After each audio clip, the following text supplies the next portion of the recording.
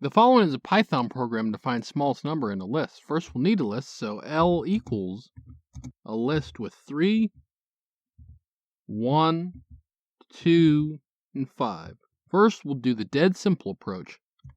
Smallest equals min of L.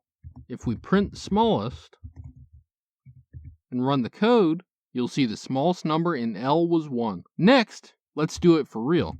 Smallest equals L sub 0. For I, v in enumerate of L,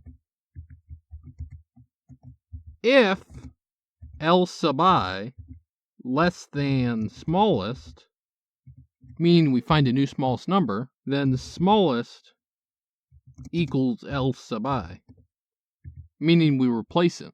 If we run this code, we'll again see that the smallest number in L was 1. This has been Jakubication. Like and subscribe to learn more.